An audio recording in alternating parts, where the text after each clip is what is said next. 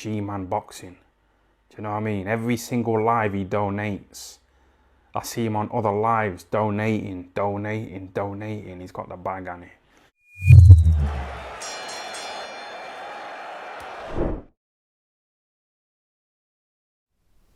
Alright, people.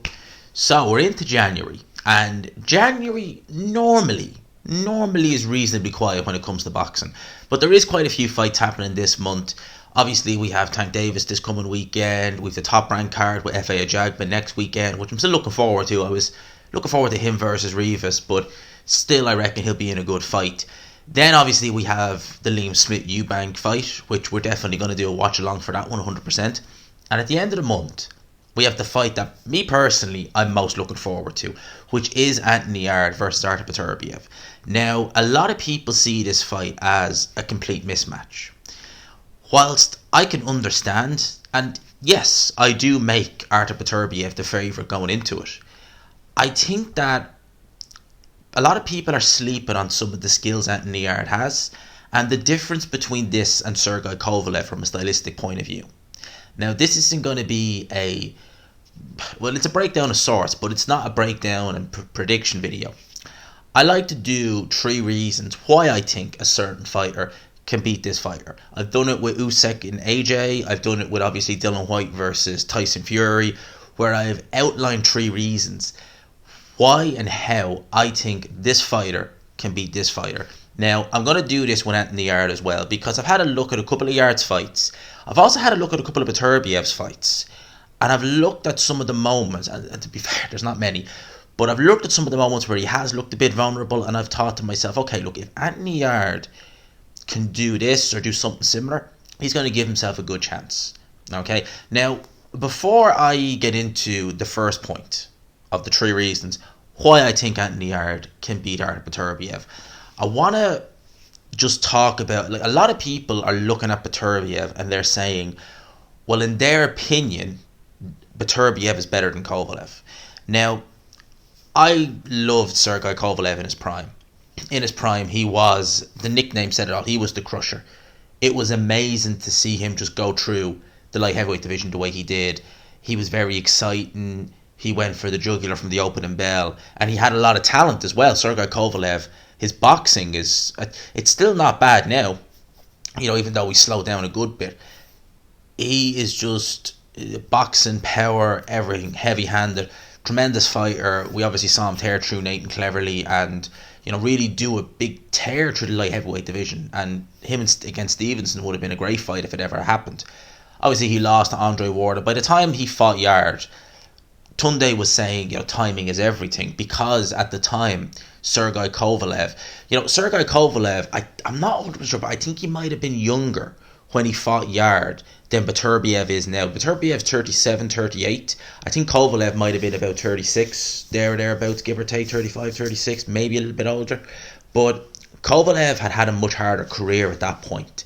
And at that age, obviously he's older now, but he'd been in some tough fights. He'd obviously, we never saw the Darrell Now Boot first fight, but apparently that was a very, very tough fight.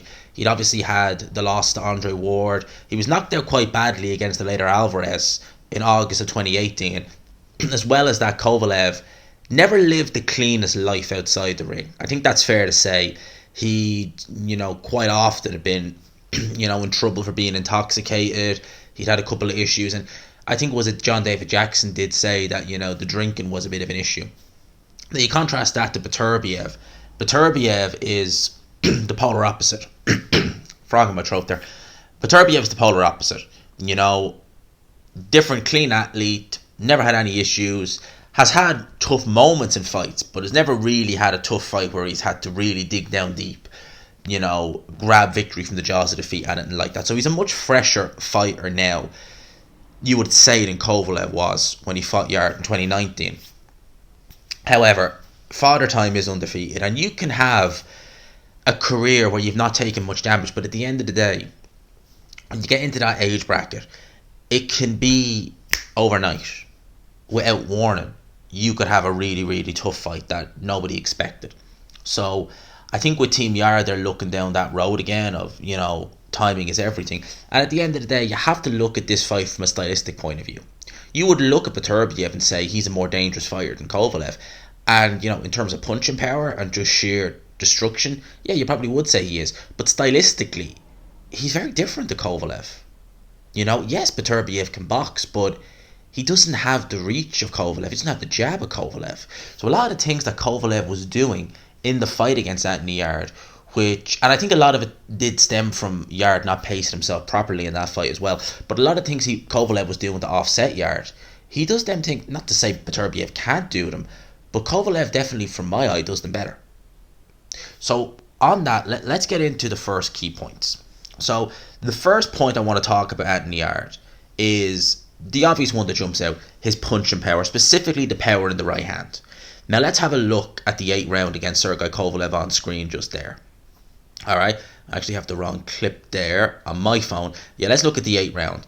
So he's able to land some shots on Kovalev, buzzes him with that right hand, and also is able to go to the body, which is something I'm going to talk about now in a wee bit. And you can see the damage Kovalev is in. Now Yarde, if you look at the shots he's landed on Kovalev, he's not getting maximum power into them, but he's getting enough to buzz Kovalev, and he had Kovalev in all sorts of trouble in that 8th round.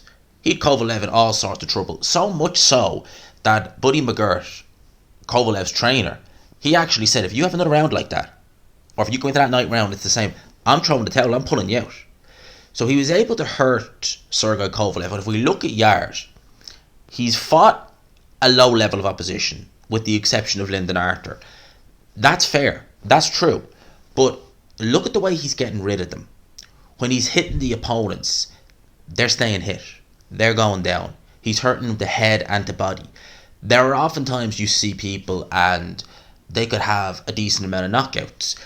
I'll give you a good example of a fighter who had a decent knockout percentage against low level of opposition, but you knew he didn't have any punching power, which would be someone like Anthony Yarde. Do you remember him?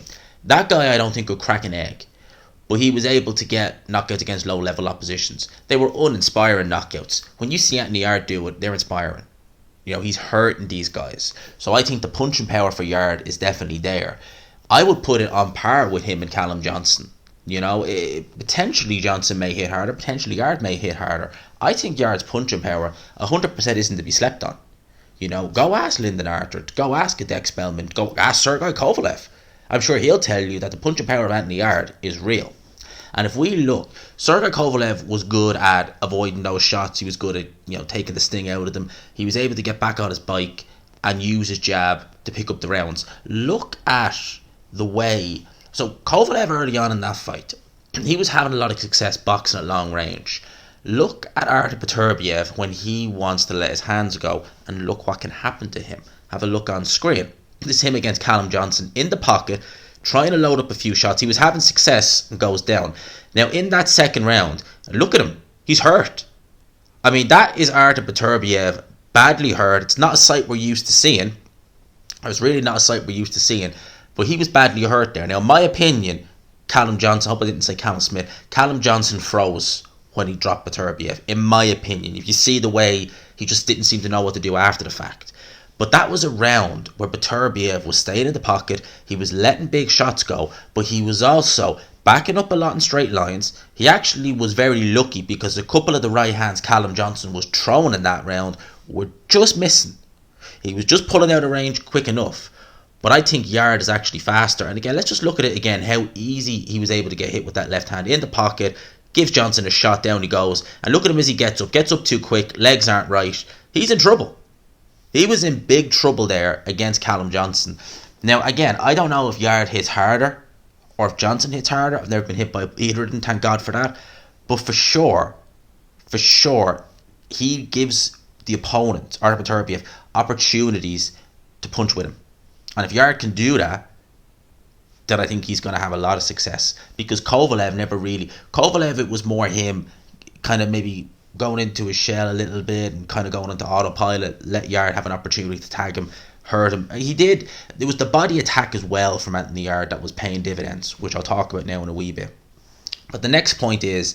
the point I'm going to talk about next is actually something that people don't really talk about enough when it comes to Anthony Yarde, and that is the speed of Anthony Yarde. How the speed of Anthony Yarde can cause opponents problems. It caused Sergei Kovalev problems early on in the fight. Now, before I show a few of the clips of Yarde's speed, I think for Yarde, it's a bit of a catch-22. Because when Yarde is using his head movement and he's using his footwork, he's using his speed, he tends to do it in a very explosive way. Which can drain you. You know, he tends to use explosive movement. You know, he's very fast, but I feel that for him it tends to drain him a bit, which is something that he's going to need to, because you'll see it noticeably in the Sergei Kovalev fight, round about round 5. That's when, and again, he hadn't been taking a massive beating at that time, but that's when he started to slow down noticeably. He saw the head movement start to get a little bit slower, and that was when he started going to Kovalev's body, which actually in turn slowed Kovalev down. But let's have a look on screen at some of the movement Yarde was doing in the Kovalev fight. You know, Kovalev really having to look. The jab was causing him bother, but look at that. Nice little step in, a few shots, able to get away from those shots there. Little cheeky check left hook. But the head movement from Yarde is good. See that? Offsetting Kovalev. Offsetting Sergei Kovalev. Now, that was Kovalev boxing with Anthony Yarde. I think if an opponent is coming at him, which I feel Beterbiev may very well do, he stands a good chance. And let's look at, I don't have any clips of the fight, but let's remember Marcus Browne. Marcus Browne is another very athletic light heavyweight, very fast light heavyweight as well. Maybe Marcus Browne has better speed than Anthony Yarde. I would say he probably does, slightly faster. Very athletic is Marcus Browne. But Marcus Browne, he didn't, in my opinion, doesn't have the punching power of Yarde, nor does he have the chin of Yarde. He was able to let himself get broken down systematically by Artur Beterbiev. I don't think Yarde will do that, but you saw the speed of Browne also bother Beterbiev early on in the fight. He really needed to adjust to the speed, and I think that Yarde is going to have speed, but he's also going to let his hands go. So that's the second point. The speed and the punching power of Anthony Yarde, and the fact that Beterbiev is not so much of a sharpshooter as Kovalev. In fact, Yarde will probably have the reach over Beterbiev, truth be told, whereas he didn't have it against Kovalev. Kovalev dominated that fight for the most part from the outside, but Yarde made it hard for him with the speed and the head movement. Now, let's talk about the last point, which is something that a lot of people underestimate. And I guess, as you could say, it's 2 points in one, which is Yarde's ability to pressure and his ability to go to the body. Now, let's look at his 4th round knockout of Lyndon Artur. Now, before I go into that, he obviously lost the first fight against Lyndon Artur. He fought a very bizarre fight. He really did let himself believe, and I think Tunde didn't help, that he was winning rounds that he wasn't in reality from the outside looking in. When he really stepped on the gas in the 12th round, you saw the success Yarde could have because he pressured Lyndon Artur. He decided, you know what, I'm not going to box this guy. He's outboxing me. I'm just going to go for it. And if he'd done that from the start, well, we saw in the second fight what happened. He essentially picked up from where he left off in the 12th round of their first fight. And he was able to make this fight a much more easier fight than it was the first time around. Now let's have a look at the 4th round. So Yarde, instantly, big body shot, head shot, body shot. Look at that attack to the body. Uppercuts being landed and a big right hand puts Lyndon Artur down. Don't underestimate Yarde's ability to pressure. Don't underestimate his short punching ability, and do not, at your peril, underestimate the body attack from Anthony Yarde. He's shown in the past that he is great at switching up the head and body. Now, if you're an Artur Beterbiev, who a lot of people are asking the question, how easy is it for him to make 175 pounds? Bear in mind, in London 2012, he fought at those Olympic Games. He fought at those Olympic Games at heavyweight, which is 201 pounds. So cruiserweight in pro game. Now he's fighting the light heavyweight. 10 years on, how easy is it for him to still get down to 175 pounds? Because we heard stories, you know, as far back as 2021, when he fought that Adam Deemish guy, that it was a bit of a hit and a miss. It was a bit of a struggle to get down to light heavy. Now he's looked good in his subsequent fights against Marcus Browne and against Joe Smith, but again, you're talking about a guy in his late 30s. At the end of the day, you can't grow old overnight like that. And maybe he is having a harder time because he is a big unit at 175 pounds, as is Anthony Yarde as well. But Yarde is a bit younger. I think he could probably handle it a little bit better. How will Beterbiev's body hold up to a sustained attack from Anthony Yarde? As I said, he's great at pressuring opponents when he wants to, and he's also very good at swapping up the head and body. You know, starting on the body, finishing up on top. as we saw with the knockdown of Lyndon Artur. Very good at that. So my 3 points for Anthony Yarde: the punching power, the body attack, and the speed. They are 3 reasons why I feel Anthony Yarde has a chance, and why, if he does beat Beterbiev, he'd be well advised to use those 3 attributes, which I think he will. You know, I don't look at this fight as a mismatch. Would I call it an upset if Yarde won? Based off of the current form of both fighters, you would say yes. But at the end of the day, boxing, the old adage is always there, and it's there for a reason. Styles make fights. Beterbiev, stylistically, is not like Sergei Kovalev. I'm sure he definitely can, I'm sure, do things similar to Kovalev, but could he do them as well? And vice versa, of course. You know, I'm sure if Kovalev went in there and tried to fight, you know, very kind of, you know, seek and destroy, like Artur Beterbiev fights now in his career, I'm sure he'd be in a lot of trouble with that. I'm sure it might work for him against certain opponents, but other opponents would be like, oh, thank you.